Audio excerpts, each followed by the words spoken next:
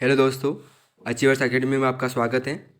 जो candidate computer अनुदेश की तैयारी कर रहे हैं उनके लिए मैं एक महत्वपूर्ण वीडियो लेकर आया हूं एमसीक्यू क्वेश्चंस का, जो कि ऑपरेटिंग सिस्टम का, और इसका ये पार्ट 1 है। तो अगर आपका सपोर्ट रहा तो जो आने वाले पार्ट्स हैं वो भी अपलोड कर दिए जाएंगे। तो मुझे मोटिवेट कीजिए और नए वीडियोज़ के नोटिफिकेशन के लिए चैनल को सब्सक्राइब कीजिए। जो हमारा पहला क्वेश्चन है, when were MS Windows operating system propose. जो माइक्रोसॉफ्ट कंपनी है, जो बिल गेट्स और पॉल एलन ने 1975 के अंदर बनाई थी, उन्होंने जो विंडोज़ ऑपरेटिंग सिस्टम है वो कब प्रपोज किया गया था? तो इसका सही आंसर होगा 1985, नवंबर 1985 के अंदर विंडोज़ ऑपरेटिंग सिस्टम आपके पब्लिश किया गया था, प्रपोज किया गया था। तो इससे पहले जो ऑपरेटिंग सिस्टम था माइक्रोसॉफ्ट का वो था आपका डॉस, डिस्क ऑपरेटिंग सिस्टम, जो कि आपके 1981 के अंदर आया था। इसके अलावा भी बहुत सारे ऑपरेटिंग सिस्टम हैं, जैसे कि Mac OS, Android, Linux, Unix, Solaris, Android. तो बेसिकली जो आपका ऑपरेटिंग सिस्टम होता है ये क्या होता है, एक सिस्टम सॉफ्टवेयर होता है। सॉफ्टवेयर आपके 3 तरह के होते हैं, सिस्टम सॉफ्टवेयर, एप्लीकेशन सॉफ्टवेयर और यूटिलिटी सॉफ्टवेयर। जो ऑपरेटिंग सिस्टम है बेसिकली आपका एक सिस्टम सॉफ्टवेयर है जो कि आपके सिस्टम के फंक्शनिंग के लिए वर्क करता है। अगला क्वेश्चन है हमारा कि which of the following is the extension of notepad. तो जो नोटपैड है इसमें कौन सा एक्सटेंशन होता है इनमें से? तो पहला है ए ऑप्शन के अंदर dot T X T, B option है आपका dot X L S, C option है इसका डॉट पी पी टी, और डी ऑप्शन है आपका डॉट बी एम पी। तो इसका सही आंसर जो होगा वो आपका हो जाएगा डॉट टी एक्स टी, क्योंकि जो नोटपैड के अंदर जो बाय डिफ़ॉल्ट जो आपका एक्सटेंशन होता है वो डॉट टी एक्स टी होता है, जो एक प्लेन टेक्स्ट फाइल के लिए होता है। तो बेसिकली इसके अलावा भी बहुत सारे आपके एक्सटेंशन जो है सपोर्ट करता है आपका नोटपैड, जैसे कि आप dot H T M L, dot C S S, dot P H P, इसके अलावा डॉट कॉन्फ़िगरेशन फाइल्स, इसके अलावा बैच फाइल्स। तो और भी फाइल जो आपके एक्सटेंशन है सपोर्ट किए जाते हैं, लेकिन बाय डिफ़ॉल्ट एक्सटेंशन जो होता है आपका डॉट टी एक्स टी होता है। जबकि डॉट एक्स एल एस जो होता है वो आपका एक्सेल फाइल्स के लिए होता है। इसके अलावा डॉट पी पी टी जो होता है वो प्रेजेंटेशन के लिए होता है, प्रेजेंटेशन फाइल्स के लिए। डॉट बी एम पी जो होता है आपके बिट मैप, जो कि ग्राफिक्स फाइल होती है, उनके लिए होता है। थर्ड क्वेश्चन है हमारा which of the following is not an operating system. इसमें से कौन सा ऑपरेटिंग सिस्टम नहीं है? तो विंडोज़, लाइनेक्स और डोस, ये तीनों आपके ऑपरेटिंग सिस्टम होते हैं। इसमें जो ये ओरेकल होता है ये एक आपका ब्राउज़र है, ये आपका क्या होता है, एक ब्राउज़र होता है। फोर्थ क्वेश्चन है इसका, what is the maximum length of the file name in DOS. तो डोस का मतलब हो गया आपका डिस्क ऑपरेटिंग सिस्टम। क्या है? Disk operating system.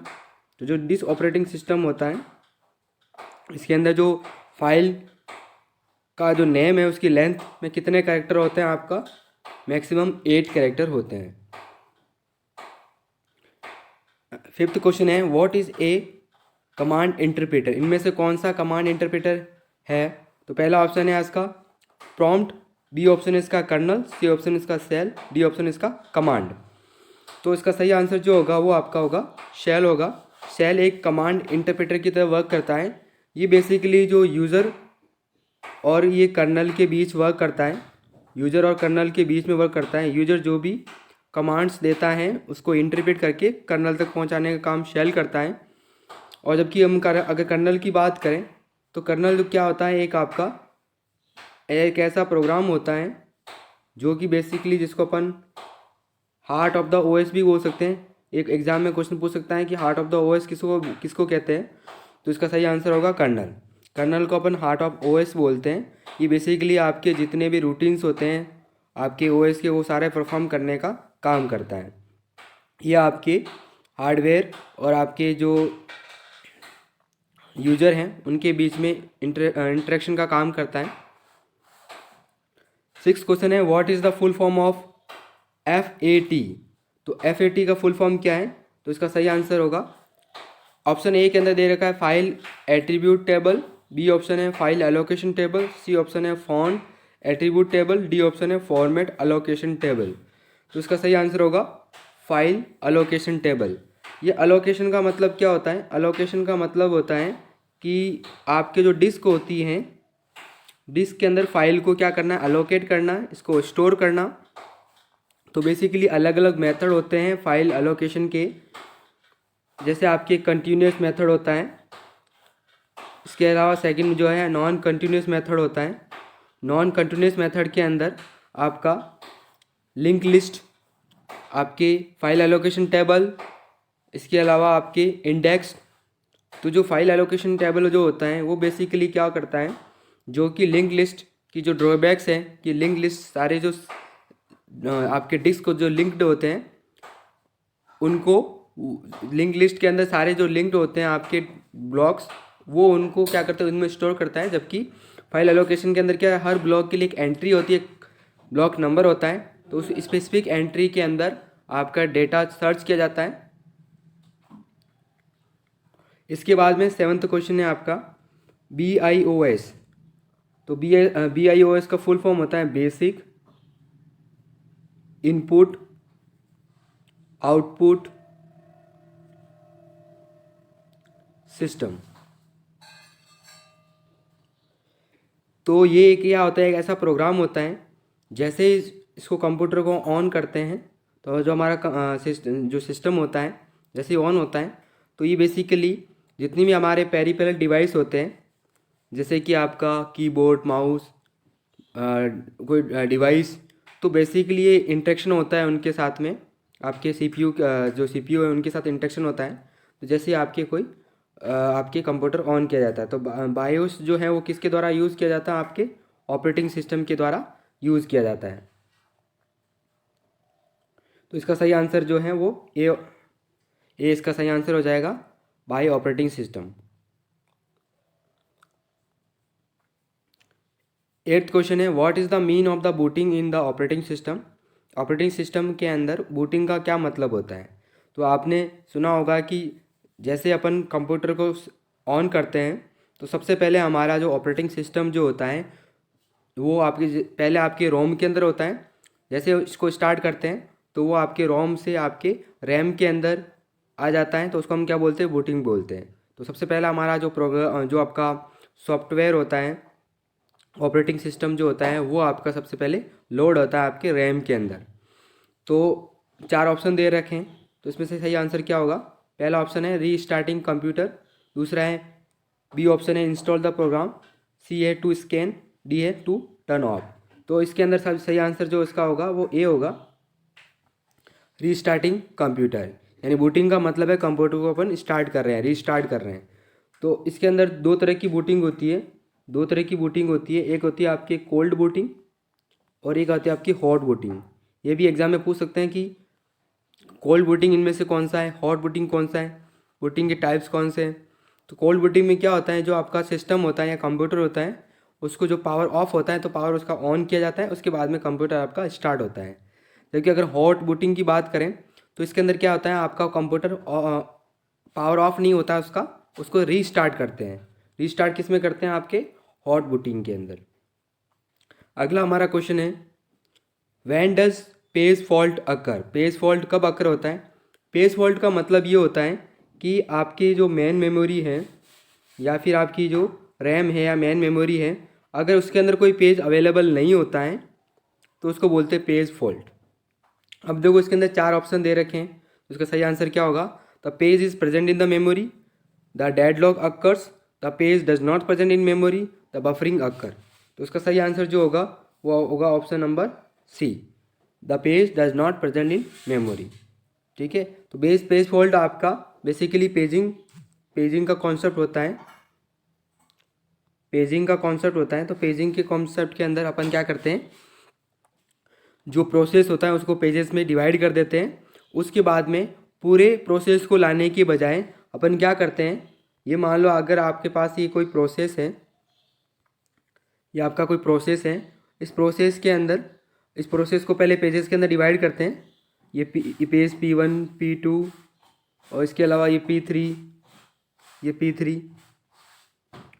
तो इसके अंदर बेसिकली क्या होता है कि ये आपको, अब ये आपके जो आपके प्रोसेस है वो कहाँ होते हैं, सेकेंडरी मेमोरी के अंदर। ये कहाँ होता है आपके सेकेंडरी मेमोरी के अंदर।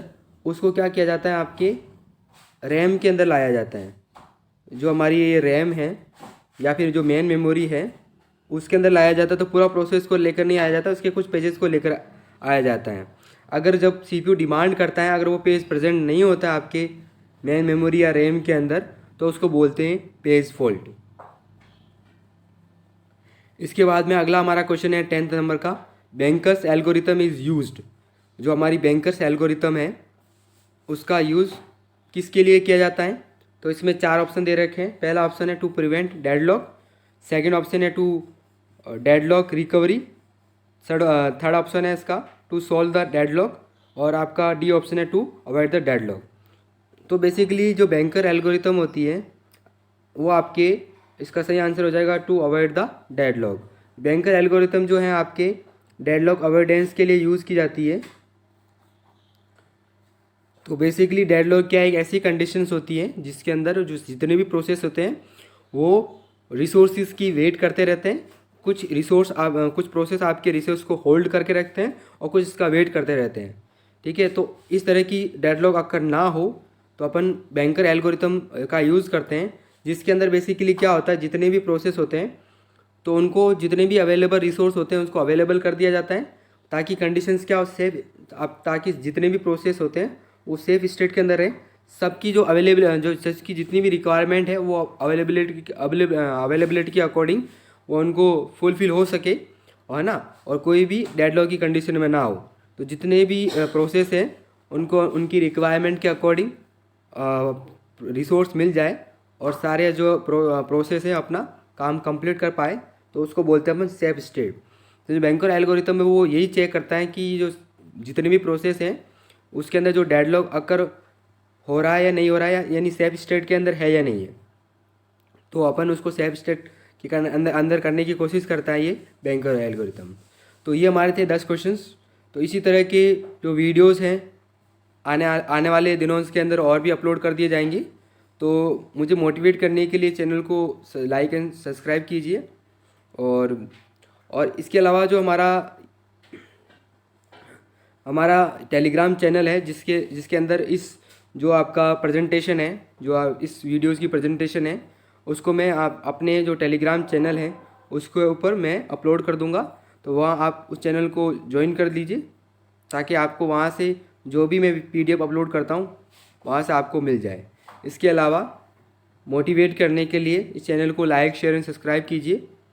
और वीडियो देखने के लिए थैंक यू।